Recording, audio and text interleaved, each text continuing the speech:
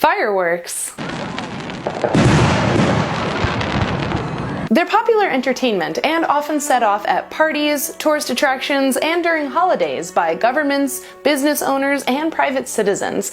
But could fireworks be bad for animals?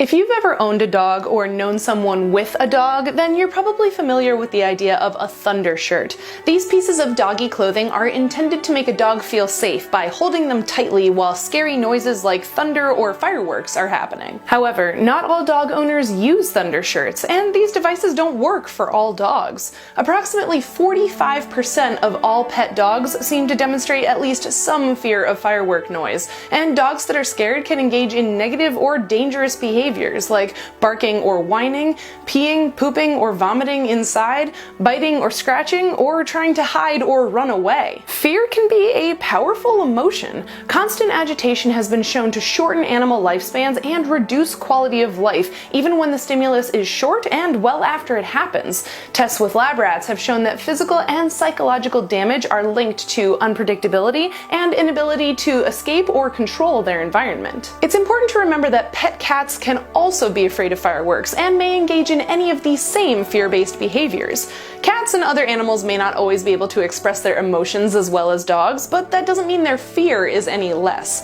It's especially dangerous when pets try to hide or run away from firework noise, as they can get hurt or stuck in hiding places or hit by cars if they run away outside. While many vets might prescribe sedatives for animals afraid of fireworks, the best thing a pet owner can do is provide a safe and quiet place in the home for their pets to hide, or work on desensitization training for more extreme fear. But pets aren't the only animals I worry about. Can wild animals be scared by fireworks too? Probably. Fear of fireworks in wild animals is much more difficult to measure because they're less easy to observe than pets or animals in zoos.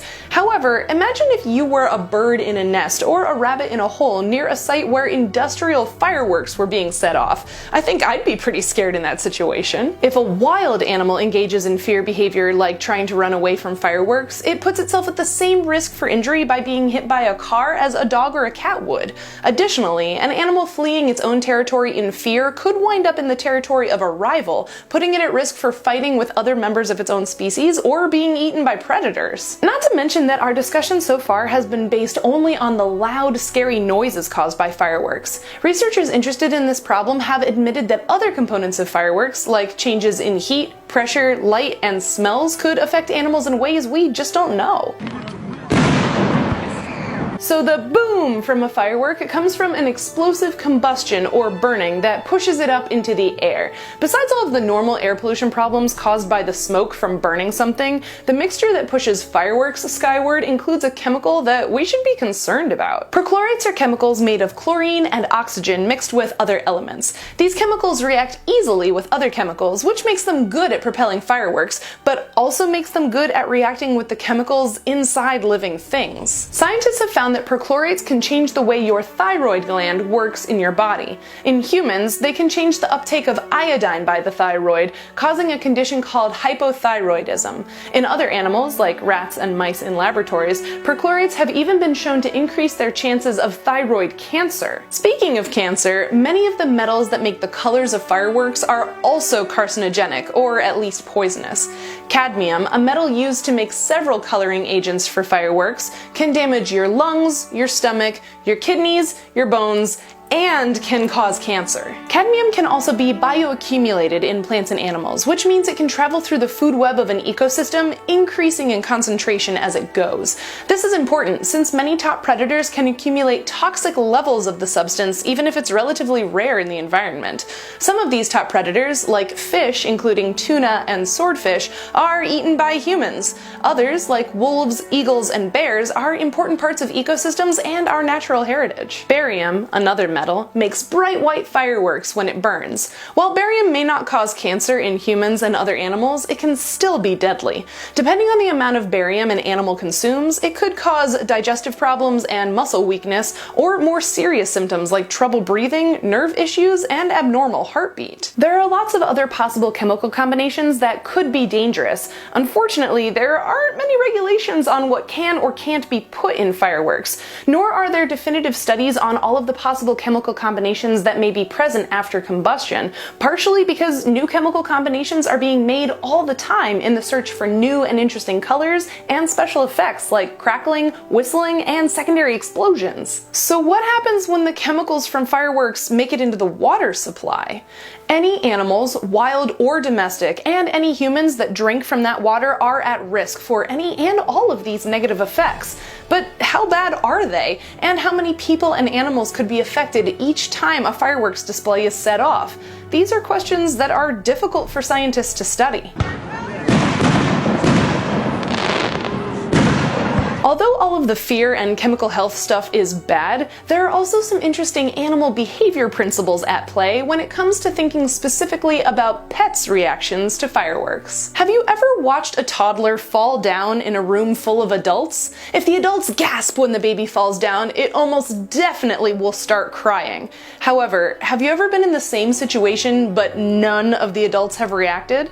I have, and the baby picked itself up like nothing bad had happened. What does this have to do with animals and fireworks? Strange as it may sound, an owner's reaction to fireworks may affect a pet's fear behaviors. If an owner anticipates that their pet will be scared or engages in lots of protective or dramatic comforting behaviors, it may actually increase their pet's fear behaviors. This just goes to show that any issue involving animals will be more complicated than we assume.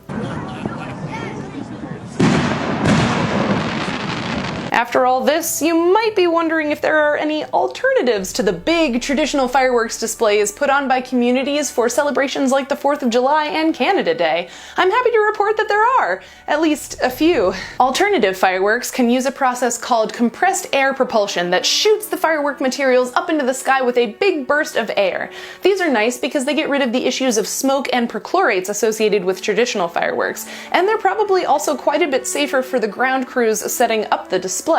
However, they still make a lot of scary noises, and their colors are still produced using the heavy metals I described, so I guess compressed air fireworks are only a slight improvement. Something that sounds better to me, and also very futuristic, are laser light shows. Lasers are specialized lights that can be directed and colored without any combustion or heavy metals, making them a much quieter, cleaner alternative to traditional fireworks. However, studies still need to be done on whether or not laser light shows are safe for birds and bats using the same airspace as the show. You know, there's always something else to consider. Regardless, I hope I've inspired you to think a bit more about the fireworks displays you enjoy this summer. If you feel motivated by your concerns for pets and wildlife, consider lobbying your local government to switch from traditional fireworks displays to one of the alternatives.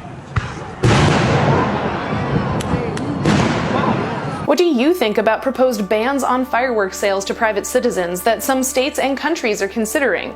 Do you think they're a good idea to help keep people and animals safe?